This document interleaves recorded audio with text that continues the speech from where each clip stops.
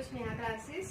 सो आज हम करेंगे आपकी एक्सरसाइज 1.6 का क्वेश्चन नंबर सेकंड। तो क्वेश्चन नंबर सेकंड बिल्कुल क्वेश्चन नंबर फर्स्ट की तरह आपको बस ये देखना है कि उनके फैक्टर्स क्या है जिस वजह से उनका जो पावर है वो कैंसिल आउट हो जाए और हमें एक आंसर मिले। तो चलिए क्वेश्चन नंबर सेकंड पहले रीड आउट कर लेते हैं। सो क्वेश्चन नंबर सेकंड हमें इसके 4 पार्ट्स दिए हुए हैं, हमें वैल्यूज फाइंड आउट करनी है। फर्स्ट पार्ट है 9 की पावर 3/2। अब पावर नीचे क्या है 3/2, मतलब 2 है, तो हमें ये देखना है कि किस नंबर को अगर हम 2 बार मल्टीप्लाई करेंगे तो हमारे पास 9 आएगा। और वो कौन सा नंबर है 3, क्योंकि 3 इंटू 3 क्या होता है 9। तो मतलब 9 को हम 3 मल्टीप्लाई 3 लिख सकते हैं। तो देखो यहाँ पर हम 3 की पावर 2 होल पावर 3/2 लिख सकते हैं, क्योंकि 3 यहाँ पर कितनी बार आया है 2 बार। सेम आइडेंटिटी लगाएंगे जो हमने लास्ट क्वेश्चन में लगाई थी कि अगर a की power m whole power n है तो वो दोनों पावर्स आपस में क्या हो जाएंगी मल्टीप्लाई। तो करिए 2 2 कैंसिल आउट हो गया। 3 की पावर कितनी आई 3, मतलब 3 को कितनी बार मल्टीप्लाई करना है 3 बार। तो करो 3 3 जा 9, 9 3 जा 27। तो ये क्या था आपका फर्स्ट पार्ट। अब देखो सेकंड पार्ट।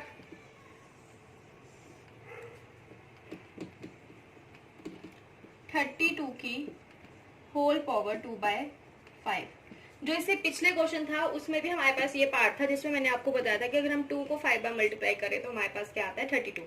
जैसे 2 2 4, 4 2 8, 8 2 16, 16 2 32।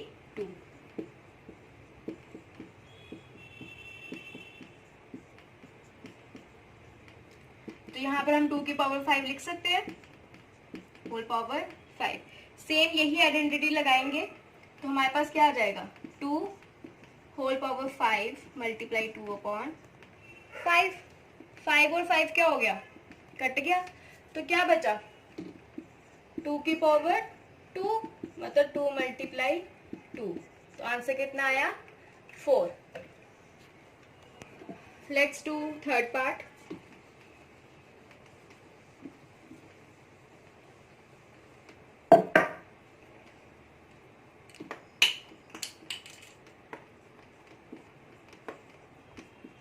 देखो थर्ड पार्ट है 16 की पावर 3/4।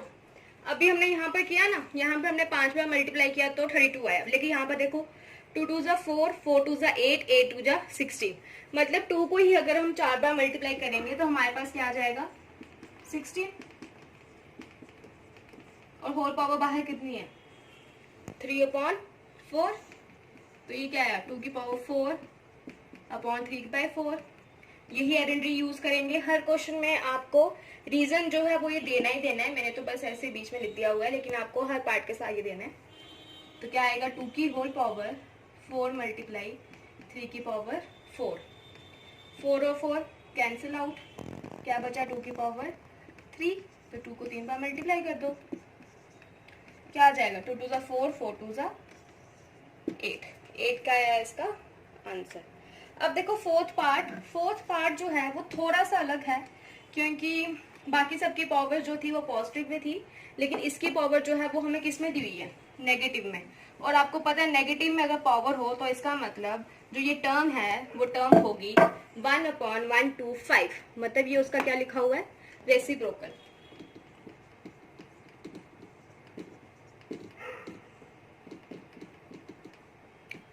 तो पहले मैं इसे सीधा करके लिख देती हूँ। तो ये मतलब एक्चुअली में इसकी वैल्यू होगी 1/125 की होल पावर 1/3।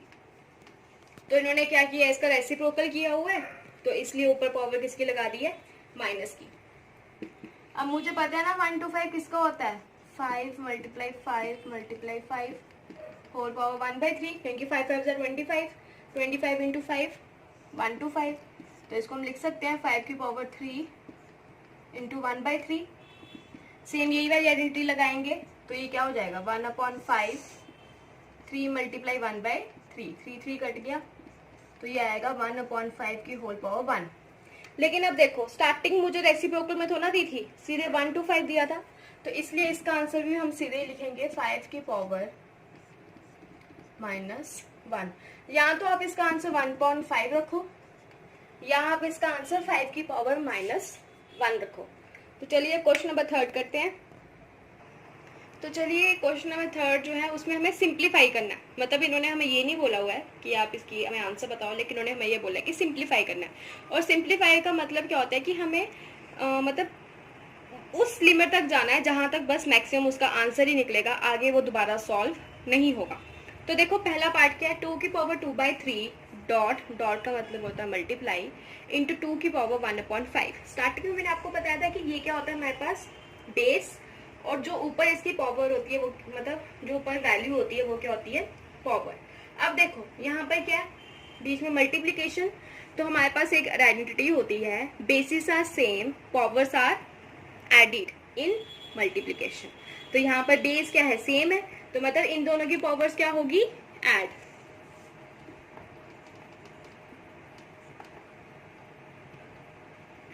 पहले में हम यहाँ पर आइडेंटिटी लिख देते हैं, यूजिंग आइडेंटिटी। अगर a की पावर m इंटू ए की पावर n होगी तो वो क्या आएगा, a की पावर m प्लस n। कि अगर बेसेस सेम होंगी तो जो उनकी पावर्स होंगी वो क्या होगी, ऐड। तो यही अगर यूज करें तो ये क्या बन जाएगा, 2 की पावर 2/3 प्लस 1/5। अब देखो 3 और 5 का एलसीएम, 3 और 5 का एलसीएम अगर हम निकालेंगे, देखो 3 अपने टेबल में आता है, 5 भी अपने टेबल में आता है, मतलब इनको और कोई फैक्टर नहीं है सिवाय 1 के। तो 3 इंटू 5 क्या हो जाएगा, 15। तो एलसीएम क्या आया, 15। अब मुझे लगता है आप लोगों को एलसीएम निकालना आता होगा। 3 कितने से 15 होते हैं, 5 से, तो 5 2 जा 10। 5 कितने से 15 होते हैं, 3 से, तो 3 1 जा 3। तो 10 प्लस 3 कितना हो गया, 13/15। बस अब मुझे यहाँ तक ही सॉल्व करना है, क्योंकि मुझे पता है इसके आगे हम सॉल्व नहीं कर सकते। ये मैंने सिंप्लीफाइड कर दिया। तो ये था आपका क्वेश्चन नंबर थर्ड का फर्स्ट पार्ट। अब सेकंड पार्ट देखते हैं। अब देखो सेकंड पार्ट है ना, सेकंड पार्ट में अंदर 1 की पावर नहीं है, लेकिन हमें पता है 1 को चाहे आप जितनी बार मल्टीप्लाई करो हमारे पास आंसर 1 ही आएगा। तो इसलिए 1 की पावर हो नहीं हो डजंट मैटर्स। नीचे 3 की पावर कितनी है, 3, और होल पावर कितनी है, 7। तो इसमें हम कौन सी आइडेंटिटी लगाएंगे, वही आइडेंटिटी जो हमने अभी लास्ट क्वेश्चन में यूज की थी, कि अगर a की पावर m है, होल पावर n है, तो दोनों आपस में क्या हो जाएंगे, मल्टीप्लाई। तो देखिए अगर होल पावर 7 है तो इसका मतलब मैं इसको ऐसे लिख सकती हूँ ना कि 1 की पावर भी क्या होगी, 7, और 3 की पावर 3 और होल पावर भी क्या होगी, 7। ये स्टेप समझ आया मैंने क्या किया, कि 1 की पावर भी 7 है, और जो ये नीचे वाली टर्म है इसकी पावर भी क्या है, 7 है। अब अगर आप 1 को 7 बार मल्टीप्लाई करोगे तो हमारे पास 1 ही आएगा। यहाँ पर देखो, यहाँ पर हमने ये वाली आइडेंटिटी यूज की, तो ये क्या आ जाएगा, 3 की पावर 3 इंटू 7। तो 3 7 से कितने होते हैं, 21। तो ये आ जाएगा 1/3 की पावर 21। अब ये आपकी मर्जी है कि आप इसको इतना आंसर रखो, या फिर आप इसको सेम वैसे जैसे क्वेश्चन नंबर सेकंड में लास्ट पार्ट था कि आप इसको 3 की पावर -21 भी लिख सकते हो, आंसर में कोई चेंज नहीं होगा। अब देखो थर्ड पार्ट, थर्ड पार्ट में हमारे पास बेस सेम है और पावर्स अलग हो। अब यहाँ पे देखो बेस सेम है ना 11 11, लेकिन पावर्स क्या है, अलग है। तो हम उसकी आइडेंटिटी क्या होती है कि अगर बेसेस सेम हो डिवीजन में और पावर्स अलग हो, तो जो पावर्स हैं उनकी वो क्या हो जाती हैं, सब्ट्रैक्टेड। तो इसका मतलब यहाँ पर जो पावर्स होंगी वो आपस में क्या होंगी, माइनस। जैसे मल्टीप्लीकेशन में ऐड होती हैं वैसे ही डिवीजन में सब्ट्रैक्ट होता है। तो इसको हम लिख लेंगे 11 की पावर 1/2 माइनस 1/4। अब आप 2 और 4 का एलसीएम निकाल के देख लो, 2 1 2 2 2 4, 2 1 1। एलसीएम क्या आया, 4। 2 2 4 होता है, 2 1 2। अब 4 और 4 सेम है तो इसकी ऊपर वाली टर्म भी क्या रहेगी, सेम। तो 2 में से 1 गए 1, तो आंसर क्या आया, 11 की पावर 1/4। तो चलिए अब हम इसका करते हैं लास्ट पार्ट। अब लास्ट पार्ट देखो उसमें क्या है, 7 की पावर 1/2 और 8 की पावर 1/2। अब इसमें बेसिस अलग है और पावर्स क्या है, सेम। तो इसमें जो आइडेंटिटी यूज होगी वो बस ये होगा कि इन दोनों को मल्टीप्लीकेशन करके इनकी होल पावर जो है वो 1/2 होगी। हमें दो पावर्स लिखने की जरूरत नहीं है, क्योंकि ये पावर्स जो है वो दोनों की हैं। तो फोर्थ पार्ट है 7 की पावर 1/2, 8 की पावर 1/2। 1/2 using identity. अगर a की पावर m हो मल्टीप्लाई b की पावर भी m हो तो वो क्या होगा, इन दोनों को मल्टीप्लाई करके होल पावर m।